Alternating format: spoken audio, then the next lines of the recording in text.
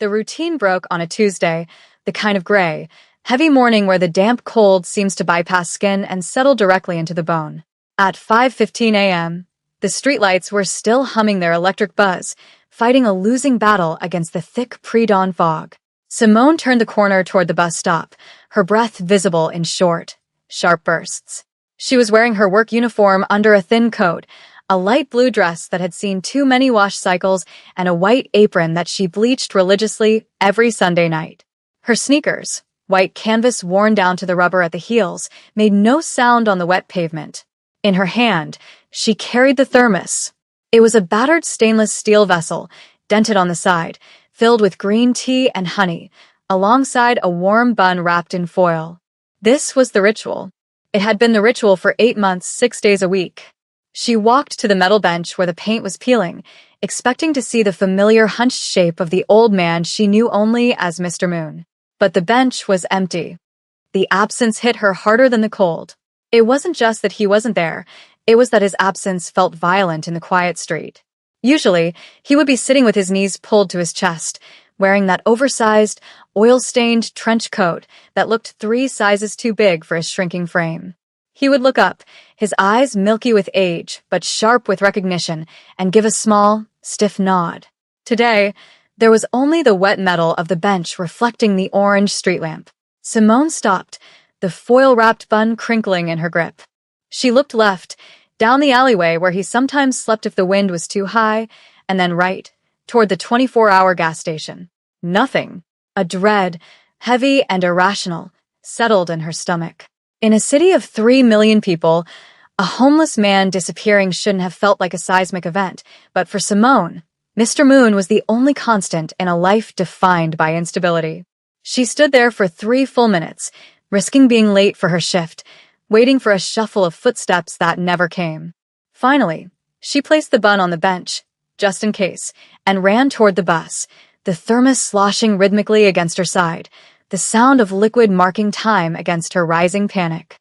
To understand the panic, you have to understand the economy of Simone's life. She was 22 years old, living in a studio apartment where the radiator clanked like a dying engine and the rent ate 70% of her monthly income. She worked at a diner called The Griddle, a place that smelled permanently of bacon grease and floor cleaner. Her life was a series of calculations. How many minutes until the bus? How many dollars until payday? How many hours of sleep she could sacrifice before her body simply shut down? She had no safety net, no family cushion to fall back on. Her mother had passed 2 years ago, leaving behind nothing but a stack of medical bills that Simone was still chipping away at, $20 at a time. In this landscape of relentless subtraction, Mr. Moon was the only addition. It had started by accident. One morning, running early, she had tripped near the bus stop, spilling the contents of her bag.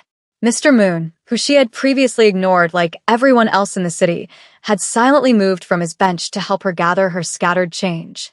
He didn't ask for any of it. He just handed her the quarters with a dignity that seemed out of place for a man whose shoes were held together with duct tape. The next day, she brought him breakfast. It wasn't charity, it was an exchange of acknowledgement. Over the months, the exchange grew. He never said much. His English was fragmented, broken by a harsh cough, but he listened. He knew which customers tipped poorly. He knew when her landlord was threatening eviction. He became a silent witness to her struggle, a grandfather figure stripped of authority, but rich in presence. He would take the tea with shaking hands, bow his head slightly, and whisper, "Thank you, Miss Simone. You possess a good heart. The wind will change." That phrase, "the wind will change," became a mantra she didn't know she needed. But on that Tuesday, the wind didn't change. It just got colder. Simone's shift at the Griddle was a blur of dropped forks and impatient customers. She moved on autopilot, the white apron catching stains she didn't have the energy to care about. Every time the door chimed, she looked up, half expecting to see him standing there, maybe needing help, maybe finally asking for something real. But it was just the lunch rush, a sea of faces demanding coffee refills and complaining about the toast. Her boss, a thick-necked man named Carl who measured human value in table turnover rates, snapped his fingers at her twice. "Simone, table 4 is waiting." "Stop daydreaming." She nodded, swallowing the lump in her throat. She couldn't explain that she wasn't daydreaming. She was mourning a ghost who wasn't even confirmed dead yet. That afternoon, she walked back to the bus stop. The bun she had left on the bench was gone, but so was the foil. A squirrel or a pigeon, not a man. Mr. Moon hadn't come back. By Thursday, the dread had turned into a sickening certainty. Simone had asked the gas station clerk, a bored teenager who barely looked up from his phone. The old Asian guy? Haven't seen him. Maybe the cops swept him. They did a sweep on 4th Street last week, a sweep. The word tasted like metal. It implied debris, trash, things to be discarded. Mr. Moon wasn't debris. She checked the local shelters, calling during her 10-minute breaks, her voice trembling as she described him. He's about 70, maybe older. Korean. He has a scar on his left eyebrow, and he walks with a limp. No one had seen him. It was as if he had evaporated. The city was good at that, swallowing the people who didn't have keys to a front door. That night, Simone came home to her apartment building, a brick block that smelled of boiled cabbage and damp drywall. She was exhausted, her feet throbbing in the worn sneakers. She unlocked her mailbox, expecting the usual assortment of final notice envelopes. Instead, it was empty. That was almost worse. It felt like the world had stopped communicating with her entirely. She climbed the 3 flights of stairs, the light blue dress clinging uncomfortably to her back. She unlocked her door, stepping into the small sanctuary of her room. She boiled water for ramen, the cheapest meal she could make, and sat by the window. She looked down at the street below. A black SUV was parked across the street. It was sleek, polished, and terrifyingly out of place in a neighborhood where most cars had mismatched bumpers. The engine was running, the taillights glowing like red eyes in the dark. She watched it for a long time, the hairs on her arms standing up. Paranoia whispered that it was about the debt, that the collection agencies had escalated from letters to physical intimidation. She closed the blinds, her heart hammering against her ribs. The knock came 20 minutes later. It wasn't a landlord's aggressive pounding or a neighbor's casual rap. It was 3 distinct, heavy knocks. Controlled. Authoritative. Simone froze, the fork halfway to her mouth. She set the bowl down on the wobbly table. Silence stretched, thick and suffocating. Then the knock came again. 3 more times. Same rhythm. She walked to the door, her sneakers squeaking softly on the linoleum. She didn't have a peephole. It had been painted over years ago. "Who is it?" she asked, her voice sounding smaller than she intended. "Miss Simone," gently. A deep voice, male, accented but precise. Not the landlord. Not the police. "Who is asking?" she countered, trying to summon the toughness she used on drunk customers at 2 a.m. "My name is Taesung. I wish to speak with you regarding the man at the bus stop." The lock clicked. Simone opened the door just a crack, keeping the chain fastened. The hallway light was dim, flickering with a dying bulb, but it was enough to see the man standing there. He was tall, dressed in a suit that cost more than her entire building.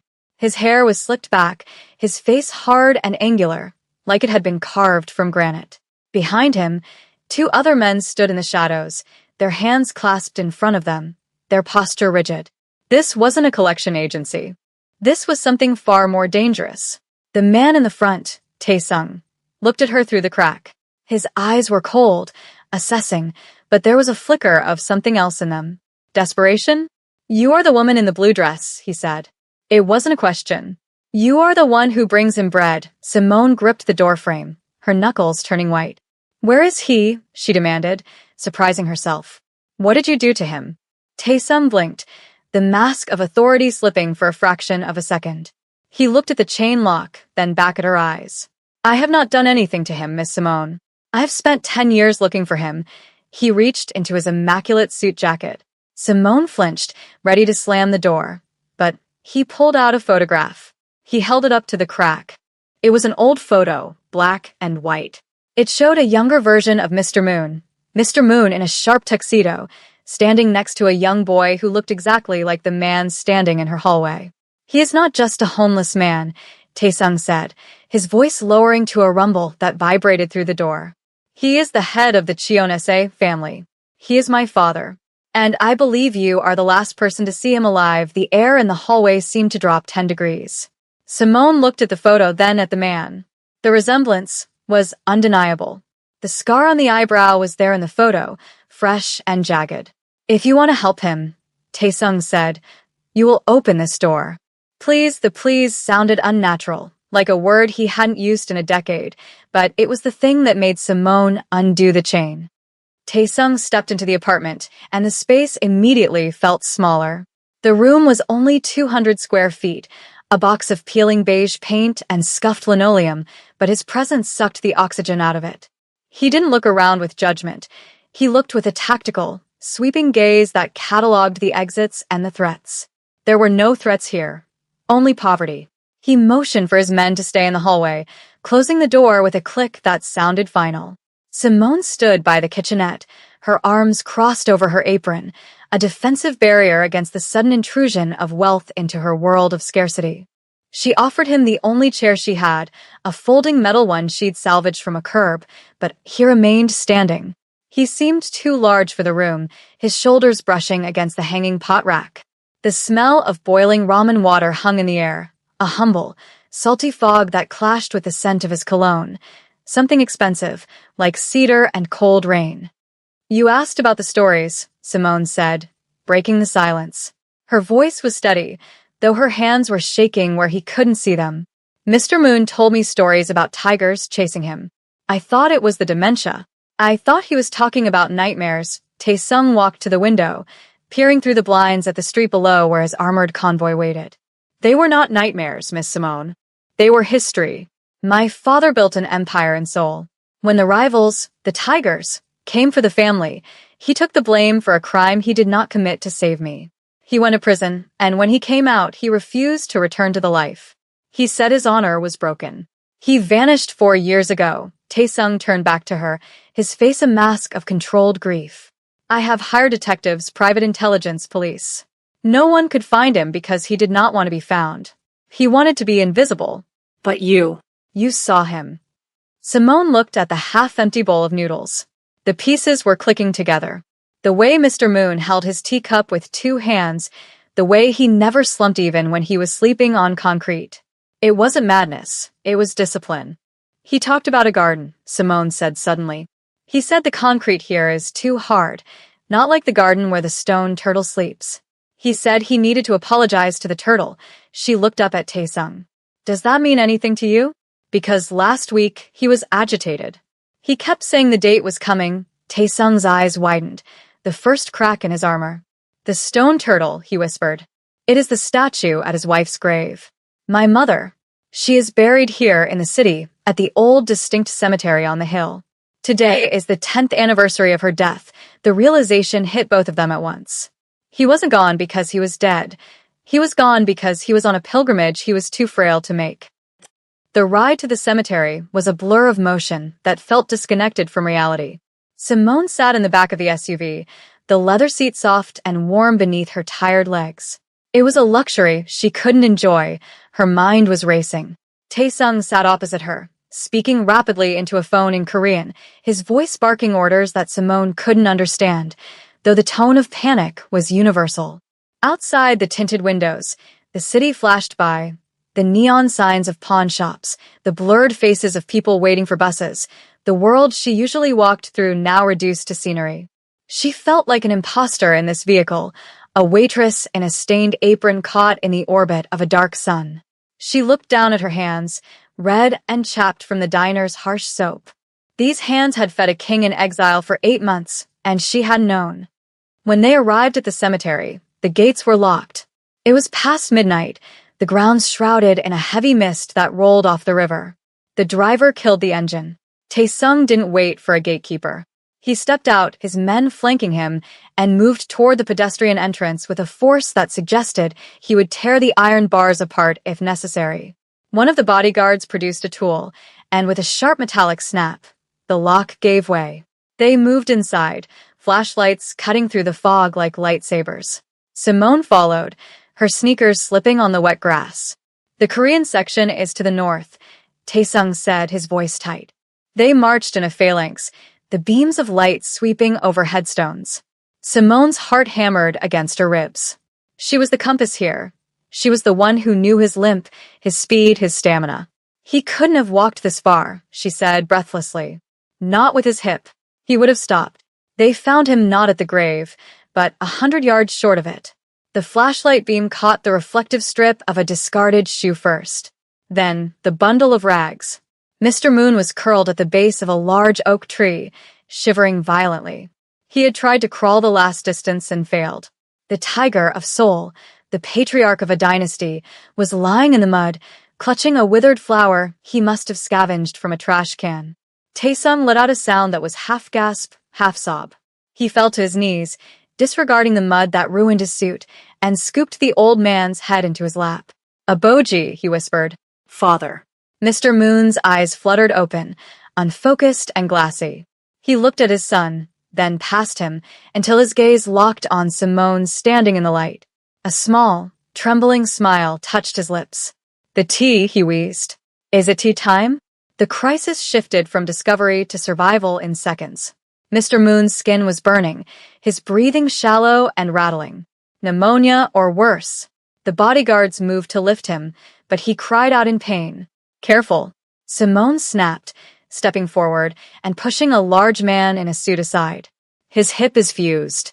"You can't lift him by the legs." The bodyguard looked at Taesung for permission to shove her back, but Taesung nodded at her. "Do what she says." Simone took charge, her waitress instincts kicking in, managing chaos, prioritizing tasks.